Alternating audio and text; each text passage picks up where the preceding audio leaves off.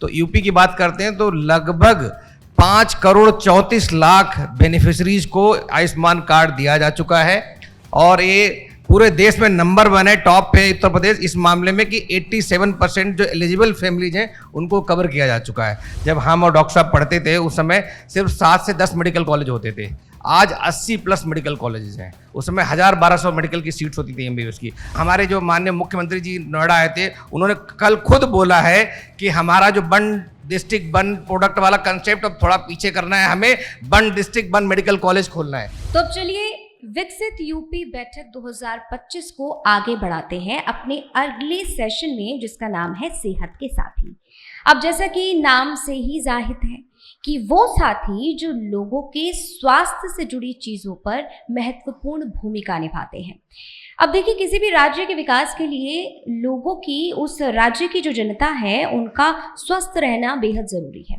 कहते हैं कि जितने ज्यादा स्वस्थ लोग होंगे, जनता होगी, उतना ज्यादा जनता का योगदान होगा उस राज्य के विकास के लिए। अब यूपी सरकार के द्वारा नई नई परियोजनाएं आती हैं, नई नई योजनाएं आती हैं, सरकारी योजनाएं स्वास्थ्य संबंधी चीज़ों के लिए। लेकिन देखना ये है कि वो सरकार तो योजना लागू कर देती है, लेकिन ज़मीनी स्तर तक उसे पहुंचाने का काम किसका है? ज़मीनी स्तर तक हर वो आम नागरिक तक उन योजनाओं का लाभ पहुंचाना, वो जिम्मेदारी निभाते हैं कई ऐसे महत्वपूर्ण चेहरे, जिनसे हम जानने की कोशिश करेंगे कि आखिर विकसित उत्तर प्रदेश के लिए स्वस्थ उत्तर प्रदेश कितना ज़रूरी है, कितना इम्पॉर्टेंट है। तो यहाँ पर हम चर्चा करेंगे और साथ ही ये भी जानने की कोशिश करेंगे। देखिए, आपने हाल ही में देखा होगा कि किस तरीके से नए नए जो हॉस्पिटल्स हैं उनका उद्घाटन हो रहा है, नए नए अस्पताल खुल रहे हैं, प्राइवेट हॉस्पिटल्स को भी कहीं ना कहीं मंजूरी लगातार मिल रही है। हमने हाल ही में कल ही देखा 27 नवंबर को किस तरीके से नोएडा में मेदांता सुपर स्पेशलिटी हॉस्पिटल का उद्घाटन हुआ। तो यहाँ पर हम इन्हीं चीज़ों को समझने के लिए और विकसित उत्तर प्रदेश के लिए स्वस्थ उत्तर प्रदेश कितना ज़रूरी है, ये जानने के लिए हम अपने तमाम मेहमानों को स्टेज पर आमंत्रित करते हैं।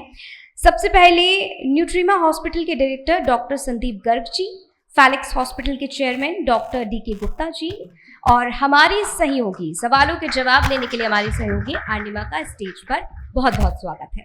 विकसित उत्तर प्रदेश नाम से समझ में आ रहा है कि एक डेवलप्ड उत्तर प्रदेश की बात की जा रही है और जितने भी गेस्ट हमारे साथ यहाँ पर इस समय मौजूद हैं, आप दोनों का पहले तो मैं बहुत स्वागत करूं। और सर, एक पॉइंट जरूर कहना चाहूंगी कि एक राज्य विकसित तभी होता है जब वहाँ की पॉपुलेशन स्वस्थ हो, उनकी हेल्थ अच्छी हो, और इसलिए ये डिस्कशन बेहद जरूरी हो जाता है क्योंकि हम विकसित उत्तर प्रदेश की बात कर रहे हैं।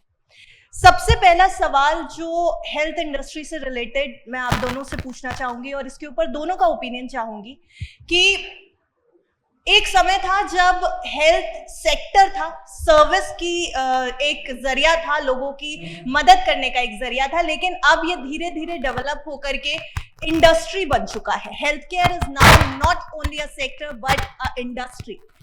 ये जो रोड मैप आया और उसके बाद ये एक इंडस्ट्री बन गया, इसके लिए सबसे बड़े ट्रिगर्स किसे मानते हैं, सबसे बड़े इंडिकेटर्स, ड्राइवर्स किसे मानते हैं? अगर हम बात करते हैं हेल्थ केयर सेक्टर की और हेल्थ केयर इंडस्ट्री की, तो कोई डिफरेंस नहीं, सिर्फ कहने का तरीका है। हम अभी भी अपने आप को हेल्थ केयर सेक्टर मानते हैं और सर्विस सेक्टर ही मानते हैं। जब बात करते हैं, जब नंबर्स आ जाते हैं किसी सेक्टर में, तब उसको हम इंडस्ट्री बोलने लगते हैं। जब हम रेवेन्यू की बात करते हैं, प्रॉफिट की बात करते हैं, ग्रोथ की बात करते हैं, कैगर की बात करते हैं, तो इंडिया की जो इस समय हेल्थ केयर इंडस्ट्री है वो $500 बिलियन से ज़्यादा है इस समय, और जो ग्रोथ रेट है वो CAGR जो है 20% से अधिक है, मतलब cumulative annual growth rate 20-22% per annum grow कर रहे हैं। उसमें भी जो ऑब्वियसली हम बात करें कि जो आपने कहा इंडस्ट्री की, तो इंडस्ट्री से अलग हेल्थ केयर सेक्टर की बात करें तो सरकार ने इसमें बहुत बड़ा कदम उठाया है। विश्व की सबसे बड़ी कैशलेस इंश्योरेंस जो बीमा योजना है वो इंडिया ने लॉन्च करी है, और उसका अगर हम, बिकॉज हम यूपी तक में बैठे हुए हैं, यूपी की बैठक चल रही है, तो यूपी की बात करते हैं तो लगभग 5,34,00,000 बेनिफिशरीज को आयुष्मान कार्ड दिया जा चुका है और ये पूरे देश में नंबर 1 है, टॉप पे उत्तर प्रदेश इस मामले में कि 87% जो एलिजिबल फैमिलीज हैं उनको कवर किया जा चुका है। तो हेल्थ केयर इंडस्ट्री कहने के लिए इंडस्ट्री है, बिकॉज इसमें बहुत सारे प्राइवेट प्लेयर्स भी हैं, बड़े बड़े। हम लोग खाली डोमेस्टिक ट्रीटमेंट नहीं करते हैं, हम लोग बड़े हॉस्पिटल्स में इंटरनेशनल पेशेंट्स आते हैं, उनको भी बहुत सारों को आकर्षित करते हैं। जो हमारा ट्रीटमेंट कॉस्ट है वो 1/10 है दुनिया में, और quality of care one of the best in the world है। डॉक्टर्स हमारे दुनिया में जाने जाते हैं हमारे नाम से, स्किल सेट से, नॉलेज सेट से। तो इसलिए इंडस्ट्री कहते हैं जब हम नंबर्स की बात करते हैं, फाइनेंशियल टर्म्स में बात करते हैं। जब सेवा भाव की बात होती है, जब सरकार की बात होती है, जब समाज की बात होती है, तो हम इसको सेवा भाव में सेक्टर ही बोलना चाहेंगे। और हेल्थ केयर सेक्टर में यूपी ने इनॉर्मस ग्रोथ करी है। अगर हम ग्रोथ की बात करते हैं, जब मुझे कहने में बहुत गर्व हो रहा है कि मैं मेरठ से बिलोंग करता हूं। मेरा जो MBBS और MD का जो शिक्षा दीक्षा हुई है वो मेरठ मेडिकल कॉलेज से हुई है। जब हम और डॉक्टर साहब पढ़ते थे उस समय सिर्फ 7 से 10 मेडिकल कॉलेज होते थे। आज 80+ मेडिकल कॉलेजेस हैं। उस समय 1000-1200 मेडिकल की सीट्स होती थी MBBS की, आज 12,000+ MBBS की सीट्स हैं। तो मतलब ऐसे ग्रोथ हो रही है। पहले 10-12 नर्सिंग कॉलेज होते थे, आज 400+ नर्सिंग कॉलेजेस हैं, जिसमें 125 में BSc की शिक्षा दी जा रही है। 25 नए गवर्नमेंट एडेड नर्सिंग कॉलेज खोले जा रहे हैं। तो जो पैरामेडिकल स्टाफ चाहिए, जो स्किल डॉक्टर चाहिए, किसी की रीढ़ होती, किसी हेल्थ केयर इंफ्रास्ट्रक्चर की, हेल्थ केयर सेक्टर की, वो पहले भारी कमी थी और इसीलिए हम लोग जूझ रहे थे। और आउट ऑफ पॉकेट एक्सपेंस, मतलब एक मरीज को इलाज करवाने के लिए अपनी जेब से खर्च करना पड़ता था, और उसका परसेंटेज था 62%। मतलब जो उत्तर प्रदेश की आबादी थी वो 62% अपने घर बेच के, घर को गिरवी रख के, फाइनेंशियल लोन लेके और दोस्तों से उधार लेके, पैसे लेके तब इलाज करवाता था। आज वो नंबर घट के 40% के आसपास आ गया, क्योंकि बिकॉज हमने पिछले 2-3 सालों में लगभग 12,000 करोड़ का जो आयुष्मान के थ्रू ट्रीटमेंट दिया है एलिजिबल कैंडिडेट्स को, और लगभग 75 लाख मरीजों को ट्रीट किया गया है। और ट्रीट करने मतलब खाली खांसी जुकाम ट्रीट नहीं किया गया है, मतलब खाली प्राइमरी हेल्थ केयर सर्विसेज नहीं दी गई, उनको डायलिसिस कराई गई है, कार्डियक सर्जरी हुई है, न्यूरो सर्जरी हुई है, कैंसर का इलाज हुआ है, स्पाइन सर्जरी हुई है, किडनी के ट्रीटमेंट्स हुए हैं। तो मतलब टर्सरी केयर और क्वार्टरली केयर को प्रोवाइड किया गया थ्रू गवर्नमेंट की फ्री स्कीम से इन डिफरेंट हॉस्पिटल्स में। और नंबर्स ऑफ हॉस्पिटल पता कितने आयुष्मान में इंपैनल्ड है? 6,000+ इंपैनल्ड हॉस्पिटल है इस समय गवर्नमेंट के और प्राइवेट सेक्टर के, जो यूपी में, वो भी नंबर 1 पे। तो आयुष्मान के नंबर बात करें हम, अगर हम बात करते हैं NHM की बजट की, नेशनल हेल्थ मिशन, पहले 2,500 करोड़ का बजट होता था, अब वो बजट 5,000 करोड़ के आसपास हो गया है। कल ही हमारे जो माननीय मुख्यमंत्री जी नोएडा आए थे, उन्होंने कल खुद बोला है कि हमारा जो वन डिस्ट्रिक्ट वन प्रोडक्ट वाला कंसेप्ट अब थोड़ा पीछे करना है, हमें one district one medical college खोलना है। उसी क्रम में 80+ मेडिकल कॉलेज खोले जा चुके हैं। 125 हमारे यहाँ डिस्ट्रिक्ट हॉस्पिटल्स हैं जिनको अपग्रेड करके मेडिकल कॉलेज बनाया जा रहा है। उन्होंने खुद कल बोला कि 1,300 करोड़ पर एनम हम लोग सिर्फ CM रिलीफ फंड से देते हैं गरीबों के इलाज के लिए। तो 12,000 करोड़ तो हो गया आपका जो आयुष्मान से गया, ठीक है, 1,300 करोड़ CM रिलीफ फंड से गया है, 5,000 करोड़ गया NHM से, नेशनल हेल्थ मिशन से। तो मतलब एक बड़ा बजट सरकार ने खर्च कर रही है। पहले जो GDP का हम लोग सिर्फ 1% खर्च करते थे, सरकार थी कांग्रेस की, लंबे 70 साल तक रही है, 1-1.25% खर्च करते थे। डेवलप्ड कंट्रीज खर्च करती हैं 10 से 15%। हमारे भारतवर्ष ने उसको 5 साल में, मोदी सरकार में, योगी सरकार में 1.25% से 2.5% कर दिया गया। अभी भी बेंचमार्क थोड़ा पीछे है, हमें 5% कम से कम चाहिए WHO के हिसाब से, बट हमने हेल्थ केयर के जो बजट एलोकेशन में बहुत काम किया है। एक चीज और बता रहा हूं, अगर हमें आगे काम करना है हेल्थ केयर में तो हमें 3 P पे काम करना पड़ेगा, prediction, prevention and primary health care. तो प्राइमरी हेल्थ केयर को बहुत सुदृढ़ किया गया है। मतलब जो हमारे यहाँ जो कम्युनिटी हेल्थ केयर सेंटर्स थे वो लगभग 1000 बन चुके हैं, जो पहले बहुत कम होते, तहसील लेवल पे होते थे, जहां पे सिर्फ प्राइमरी हेल्थ केयर होती थी। वहां पे सर्जरीज हो रही हैं, डिलीवरीज हो रही हैं, अपेंडिक्स के ऑपरेशन हो रहे हैं, वहां पे स्पेशलिस्ट डॉक्टर्स आ रहे हैं, एनेस्थेटिस्ट आ रहे हैं, सर्जन आ रहे हैं। इसके अलावा जो primary health care service centre थे, PSC जिनको बोलते हैं, वो लगभग 1000 हो चुके हैं, 4000 हो चुके हैं, 950 से 4000। और जो हमारे सब सेंटर्स हैं वो 26-27 हजार खुल गए हैं। मतलब 26-27 हजार सब सेंटर्स जहां पे प्राइमरी हेल्थ केयर सर्विसेज मिल रही हैं, और लगभग 4000 प्राइमरी हेल्थ केयर सेंटर्स जहां पे primary health care services plus secondary health care services मिल रही हैं, और लगभग 1000 जो है कम्युनिटी हेल्थ केयर सेंटर्स जहां पे आपको सारी सुविधाएं मिल रही हैं। और उसके बाद रेफर करना पड़ता है तो आपके पास मेडिकल कॉलेज भी है और डिस्ट्रिक्ट हॉस्पिटल भी है। तो ओवरऑल बहुत अच्छी हेल्थ केयर में ग्रोथ है, और मैं इसके लिए बहुत बहुत धन्यवाद देना चाहूंगा सरकार का भी, और बाकी आप सब लोगों को जिसने इतना अच्छा मुद्दा उठाया है, जिसमें हम लोग काम कर रहे हैं। Thank you. पोस्ट कोविड में बात कर रही थी सर, 25 मेडिकल कॉलेजेस इंक्रीज करके 73 नंबर हो गया है। 4000 से ज्यादा डॉक्टर्स को अपॉइंट किया गया, उत्तर प्रदेश की मैं बात कर रही हूँ। और 2.5% का जीडीपी में जो हेल्थ केयर का टारगेट था उसको बढ़ा के 3.5% किया गया। क्या इतना करना काफी है या विजन और भी ज्यादा बड़ा है? और अगर है तो प्राइवेट हॉस्पिटल्स का सरकार के साथ मिलकर क्या रोल देख रहे हैं? नमस्कार। पहले तो इस मुद्दे को उठाने के लिए, जैसा डॉक्टर गुप्ता ने बताया कि वी हैव रियली ट्रांसफॉर्म्ड। मैं 35 years down the line practice में हूँ, प्राइवेट प्रैक्टिस में हूँ, और वी हैव ट्रांसफॉर्म्ड, मतलब टोटली जैसे बताया गया, डेटा आपने सुना ही सब अपने। So we have already changed, पूरा चेंज हो चुका है, सब कुछ बदल चुका है। अब बात आई प्राइवेट सेक्टर की, तो प्राइवेट सेटअप कंधे से कंधा मिला के गवर्नमेंट सेटअप के साथ में काम कर रहा है।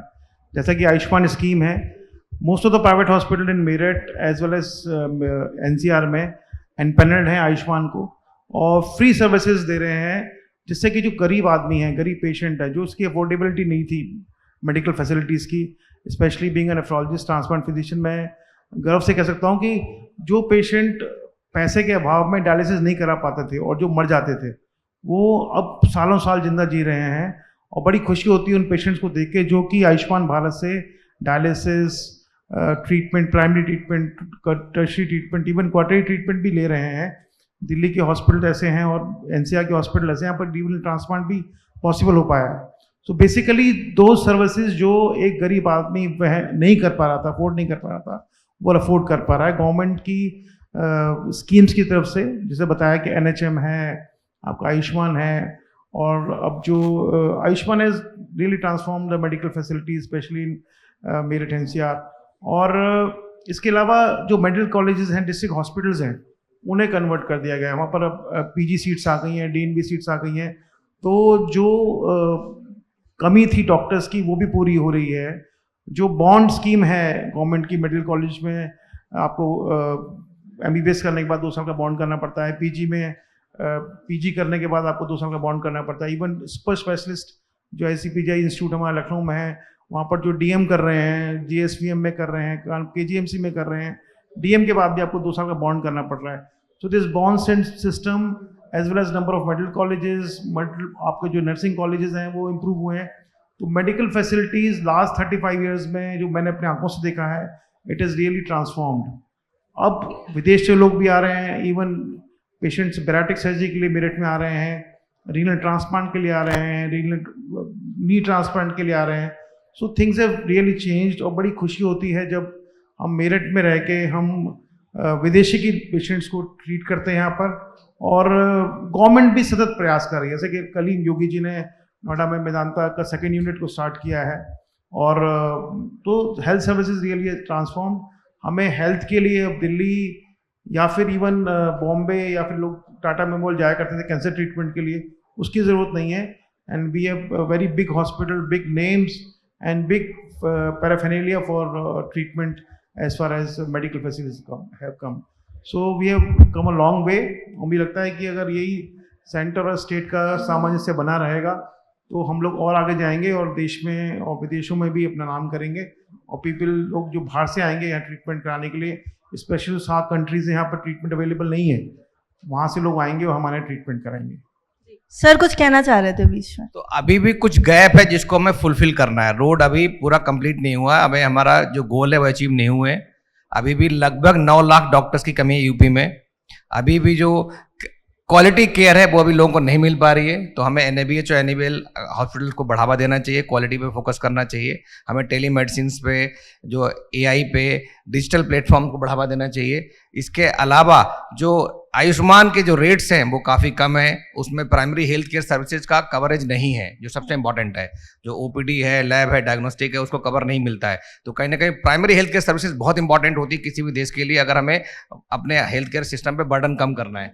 तो वो कवरेज आना चाहिए, रेट्स रिवाइज करने चाहिए, डॉक्टर्स के लिए मेडिकल कॉलेजेस को और बढ़ाना चाहिए, नर्सिंग स्टाफ के लिए स्किल्ड के लिए और इम्प्रूवमेंट करना चाहिए। और जैसा आपने कहा बजट के लिए 2.5% से 3.5%, ये 3.5% भी नहीं, लगभग मिनिमम 5% होना चाहिए। WHO कहता है 5% मिनिमम है, तो वो होना चाहिए। तो अगर हम इन सब चीज़ों पर और काम करेंगे, और प्राइवेट पब्लिक पार्टनरशिप बहुत इंपॉर्टेंट है, बिकॉज अभी भी भारत वर्ष की बात करें, यूपी की भी बात करें, तो जो 70% पॉपुलेशन है गाँव में रहती है और 30% शहरों में रहती है। तो और हॉस्पिटल का जो इंफ्रास्ट्रक्चर है 70% शहरों में है और 30 गांव में 30% भी नहीं है। तो कहीं ना कहीं पैराडॉक्स है। तो देश जो है, या उत्तर प्रदेश गांव में बसता है, लेकिन वहां पे हेल्थ केयर एक्सेसिबिलिटी और अफोर्डेबिलिटी की भी कमी है। तो उसके लिए सरकार को सब्सिडी देनी चाहिए।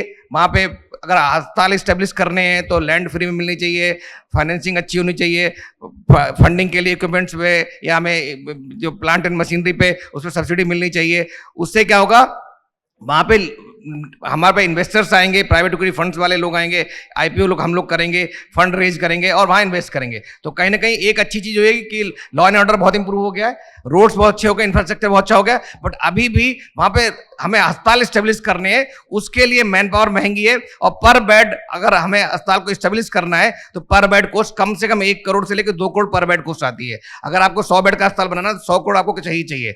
तो उसमें सरकार को मदद करनी चाहिए in terms of subsidy in plant, machinery, land and building. That's my request. Sir, सरकार के लिए सुझाव जरूर आए सामने से, पर मैं आपसे भी जानना चाहूंगी डॉक्टर साहब कि कुछ की परफॉर्मेंस इंडिकेटर्स भी तो होते हैं जो हेल्थ केयर सेक्टर के लिए जिस तरीके से प्राइवेट और गवर्नमेंट हॉस्पिटल्स काम कर रहे हैं उनको देखते हैं। वो की परफॉर्मेंस इंडिकेटर्स इस समय आप कैसे देख रहे हैं, क्योंकि जो चाहिए और जो ऑलरेडी मिल गया उसके ऊपर क्या पैरामीटर्स पे वो काम चल रहा है, उसको कैसे देख रहे हैं? देखिए, लास्ट 30 ईयर्स तो मैं मेडिकल फील्ड को रेगुलरली वॉच कर रहा हूँ और उसको वॉच कर रहा हूँ, तो थिंग्स हैव रियली इम्प्रूव्ड। जो हमारे यहाँ NABH और NABL फैसिलिटीज़ हैं और जो हॉस्पिटल्स हैं, इवन QCI है, और जो इंडिकेटर्स हैं हेल्थ के जो कि अवेलेबल हैं, तो number of NABH hospitals are increasing day by day. और NABH की जो गाइडलाइंस हैं अगर आप देखेंगे उसमें नेशनल बोर्ड के अंदर इट्स अ बिग बुक, और when the patient comes in, जब पेशेंट आता है हॉस्पिटल के अंदर तो सारे पैरामीटर्स हमें वॉच करने पड़ते हैं। और जो NABH है, जो भी हॉस्पिटल लेते हैं, वो जो आप जानते होंगे, आपने भी जो NABH हॉस्पिटल हैं या NABL लैब्स हैं वहाँ विजिट किया होगा तो आपने महसूस किया होगा कि टोटली डिफरेंट एटीट्यूड है। जो पेशेंट टू नंबर नर्सिंग का है वो बढ़ गया है।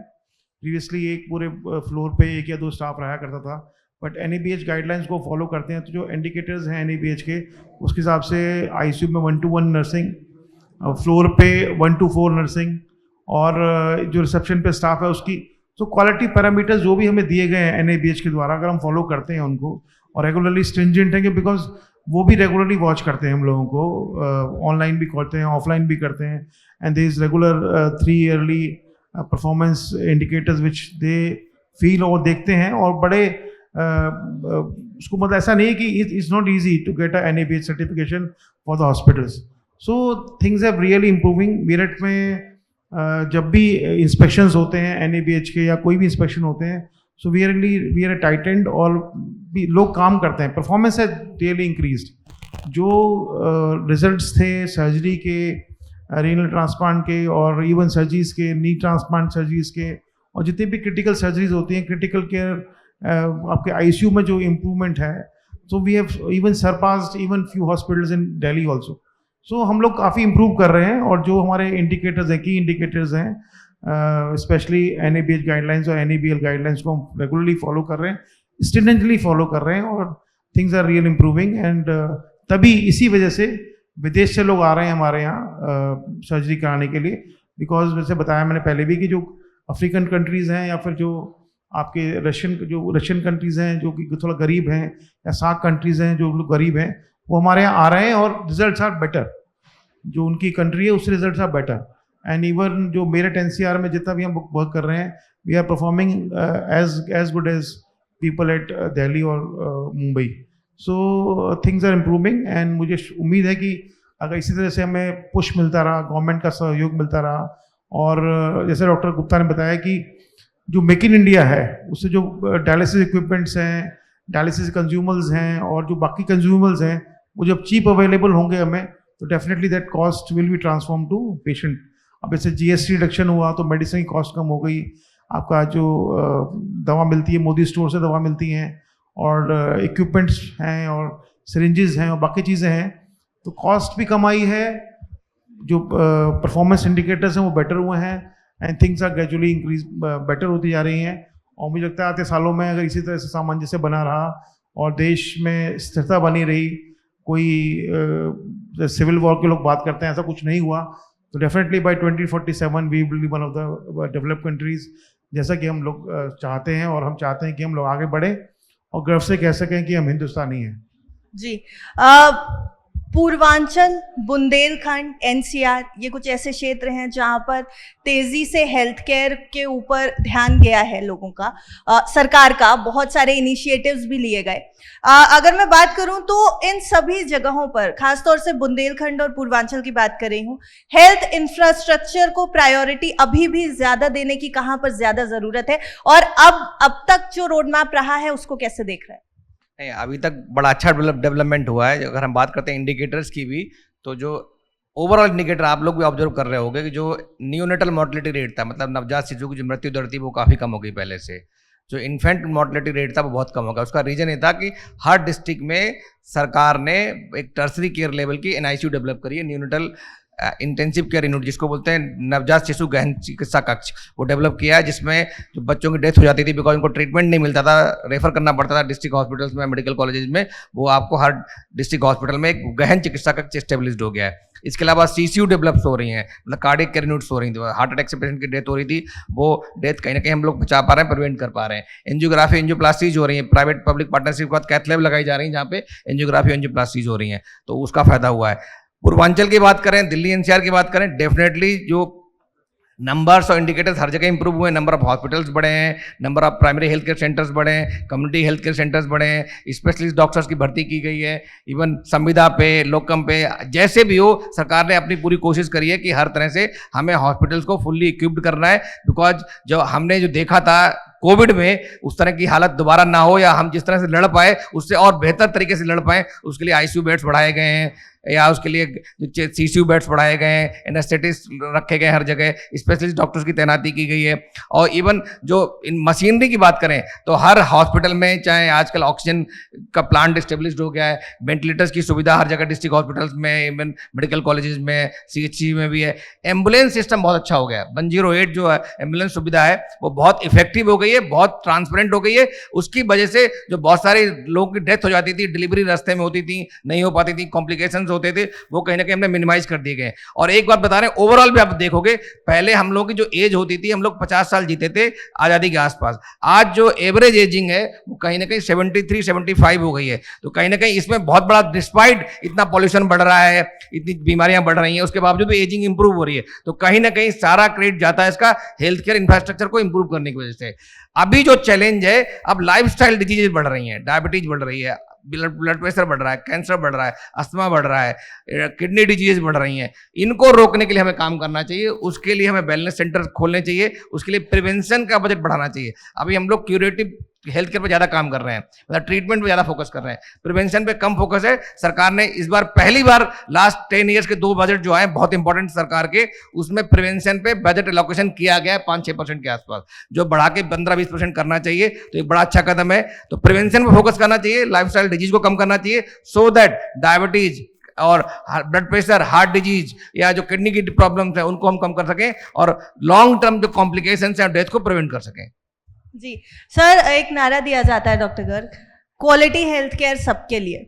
तो यहाँ पर जब क्वालिटी हेल्थ केयर की बात करते हैं, आज के सिनारियो में अगर देखें तो हेल्थ केयर में सिर्फ पेशेंट्स अब नहीं देखे जाते, एक एंटरप्रेन्योर की तरीके से भी हॉस्पिटल्स सोचते हैं, और जो उन हॉस्पिटल्स को रन कर रहे हैं वो भी सोचते हैं, ज्यादातर प्राइवेट हॉस्पिटल्स की मैं बात करें। अब डॉक्टर और एंटरप्रेन्योर दोनों की भूमिका में जब कहीं पे इंसान आता है, तो वहां कैसे मैनेज कर रहे हैं यूपी को क्वालिटी हेल्थ केयर देने के लिए, और गवर्नमेंट का जो सहयोग मिल रहा है उसके ऊपर आपकी राय? देखिए, doctors as entrepreneur, definitely people are coming up. Doctor Gupta भी is entrepreneur. I can also say we have right now 2 hospitals which are working. So basically जो विजन है डॉक्टर्स का वो यही है कि पेशेंट गुड क्वालिटी मिले, केयर मिले और गुड क्वालिटी सर्विसेज मिले, जो पेशेंट है वो खुशी से खुशी जाए। और गुड क्वालिटी देने के लिए डेफिनेटली हमें एक हॉस्पिटल का पैराफर्नैलिया चाहिए होता है, गुड क्वालिटी हॉस्पिटल चाहिए होता है, हमें एक ट्रेन नर्सिंग स्टाफ चाहिए होता है, ट्रेन रिसेप्शनिस्ट चाहिए होते हैं, मतलब everything has to be trained, retrained to give good quality to the patients.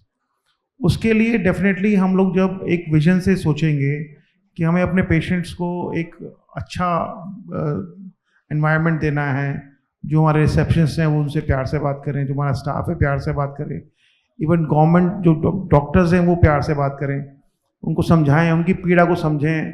तो इन सब चीज़ों के लिए training retraining is available with us, और हम लोग चाहते हैं, हम लोग रिपीटेडली ट्रेनिंग करते हैं पेशेंट की, सॉरी अपने डॉक्टर्स की और स्टाफ की।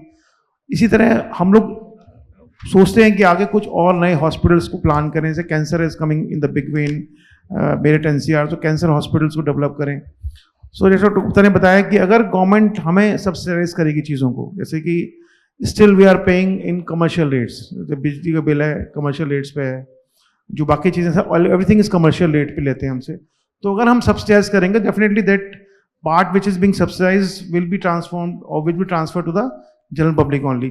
तो डॉक्टर्स हमेशा तैयार हैं, पैरामेडिक्स तैयार हैं, सब लोग तैयार हैं, और अगर हमें फैसिलिटीज़ मिलेंगी तो डेफिनेटली हम लोग उसको ट्रांसफ़र करेंगे अपने पेशेंट्स के लिए। So quality is very much important. हम लोगों का ध्यान रहता है क्वालिटी के लिए और क्वालिटी इंडिकेटर्स को पूरा करने के लिए, तभी पेशेंट्स आएंगे। Now the emphasis on numbers, अगर नंबर बढ़ेंगे definitely your income also will increase. The initial thing was कि आप नंबर को मत ध्यान दीजिए, आप एक पेशेंट से ही जो आप अर्न करना चाहते हैं करिए, ऐसा नहीं है। Now the people are thinking in the terms of numbers. आप नंबर ऑफ सर्जरी इंक्रीज कीजिए, नंबर ऑफ डायलिसिस इंक्रीज कीजिए, नंबर ऑफ ओपीडी इंक्रीज कीजिए, so that the number is increasing. और नंबर इंक्रीज करने के definitely you need to have the quality. Quality नहीं होगी तो आप डेफिनेटली पेशेंट को अपनी तरफ आकर्षित नहीं कर पाएंगे। Even what I have seen in even the government hospitals, जो गवर्नमेंट हॉस्पिटल है उनका जो ओपीडी ब्लॉक है दैट इज इम्प्रूव, जैसे बताया कि गहन चिकित्सालय इम्प्रूव हुआ है, आईसीयूज इम्प्रूव हुए हैं। जो अभी मैं कुछ विजुअल्स देखता हूँ जब गवर्नमेंट ऑफिशियल्स या मिनिस्टर्स विजिट करते हैं हमारे मेडिकल कॉलेज को, so the visuals are like similar to the private hospital. So government hospital भी कोशिश कर रहे हैं, हम लोग भी कोशिश कर रहे हैं, and probably with in next 5 to 10 years totally transformation होने वाला है, और हम लोग एक बहुत अच्छा विकसित उत्तर प्रदेश देंगे। जैसा कि बुंदेलखंड में बताया मैंने, बुंदेलखंड में at least 3-4 medical college have come up. अभी गंगा एक्सप्रेस वे बन जाएगा तो connectivity will be fine. So things are really improving. मुझे बहुत ही अच्छा लगता है जब मैं मेरिट की बात करता हूँ। और प्रीवियसली जब हम राजस्थान से कंपेयर करते थे यूपी को, या फिर पंजाब से कंपेयर करते थे, हरियाणा से कंपेयर करते थे, तो government services were not that good. People were really suffering, और बहुत परेशानी होती थी गवर्नमेंट सर्विसेज को लेने के लिए। बट अब जब से ये संविदा के डॉक्टर्स आ गए हैं, लोकम पे डॉक्टर्स आ गए, डेफिनेटली थिंग्स आर इम्प्रूविंग, और आगे क्वालिटी हम देंगे ही देंगे पेशेंट्स को इम्प्रूव अपनी तरफ आकर्षित करने को, गवर्नमेंट हॉस्पिटल भी, प्राइवेट हॉस्पिटल भी। सो जैसे जैसे कंपटीशन बढ़ेगा डेफिनेटली थिंग्स विल इम्प्रूव, और हम लोग बहुत अच्छा सोच रहे हैं, और लगता है कि आगे 2047 तो डेफिनेटली डेवलप कंट्री बनाना ही इंडिया को, हम लोगों को। जी सर, सेशन को एंड की तरफ लेकर के चलते हैं, क्योंकि समय की भी थोड़ी कमी है और भी सेशंस आगे बढ़ाने हैं। बहुत सारे युवा हमारे साथ बैठे हुए हैं, इसलिए एक लास्ट कमेंट आप दोनों से चाहूंगी, क्योंकि आप दोनों यहाँ पर इस समय मौजूद हैं, और जैसा हमने शुरुआत में कहा, विकसित यूपी तभी बनेगा जब यहाँ का यूथ हेल्दी होगा, स्वस्थ होगा। तो आप दोनों से मैं एक हेल्थ टिप हमारे युवाओं के लिए जरूर चाहती हूँ इस सेशन को एंड करते करते। तो मेरा message very loud and clear है कि जितने लोग यहाँ बैठे हैं, हेल्थ इज वेल्थ। एंड पहले लाइन होती थी prevention is better than cure, अब है prediction is better than prevention. कि अगर आपको रिस्क फैक्टर्स हैं, फैमिली हिस्ट्री है, डायबिटीज की, हाइपरटेंशन, गैस अस्थमा की, अगर आप मोटापा है आपको, तो प्रेडिक्शन हो रहा है कि आपको हार्ट डिजीज होगी, आपको डायबिटीज होगी, आपको क्रॉनिक किडनी डिजीज होगी। उसको प्रिवेंट करने के लिए अभी से लाइफस्टाइल चेंजेस करना शुरू कर दें, बिकॉज आप लोग लीड करने वाले हैं। अगर हमारा युवा हेल्दी और फिट होगा तो लीडरशिप बहुत स्ट्रांग होगी, और जो हम बात करते थे देश हमारा सोने की चिड़िया है पूरे विश्व में, वो दोबारा हम स्थापित कर सकते हैं, और बन गया है लगभग। अगर आप लोग बीमार होंगे, हम लोग बीमार होंगे, तो हम कहीं ना कहीं अच्छा परफॉर्म नहीं कर पाएंगे, और जो जितने भी हम इंडिकेटर्स की बात कर रहे थे, जो हमारे देश के इंडिकेटर्स हैं, वो डाउन हो जाएंगे। तो अगर आप चाहते हो हमारा देश बड़ा बने, विश्व में अपना नाम कायम रखे और बहुत फास्ट ग्रो करे और विश्व पटल में छा जाए, तो हम सबको हेल्दी और फिट रहना चाहिए। Thank you so much.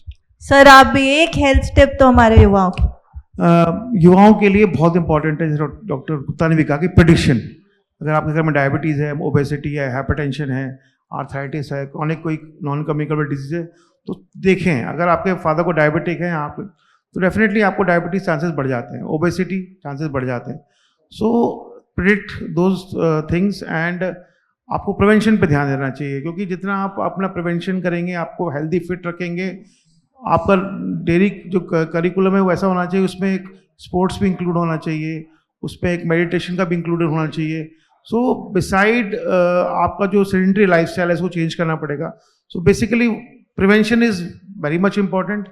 आपको अपनी लाइफ को प्रिडिक्ट करना है, आपको हेल्दी रहना है, उसके लिए आप जितना प्रिवेंशन एस्पेक्ट पे ध्यान देंगे, उसके लिए रेगुलर आपको खेलना है, रेगुलर वॉक करनी है, रेगुलर योगा करनी है, मेडिटेशन करना है, ये सब अपने लाइफ में इनकलकेट कीजिए और कोशिश कीजिए अपने फ्रेंड्स को भी उसमें इंक्लूड करें, एक प्रॉपर स्लीप लें, ताकि आपको आगे फ्यूचर में डिजीज़ कम से कम हो और कम से कम नॉन कम्युनिकेबल डिजीज़ ना हो, ताकि आप एक हेल्दी लाइफस्टाइल जी सकें और हेल्दी लॉन्ग लाइफस्टाइल जिएंगे। आप जिएंगे, लंबा जिएंगे, हेल्दी जिएंगे, तो definitely country will also grow. और हम लोगों का जो विजन है 2047 तक एक डेवलप कंट्री बनने का, सो प्रॉब्ली हम लोग पूरा कर पाएंगे with strong youth. Thank you. दोनों ही गेस्ट को बहुत बहुत शुक्रिया हमारे साथ जुड़ने के लिए।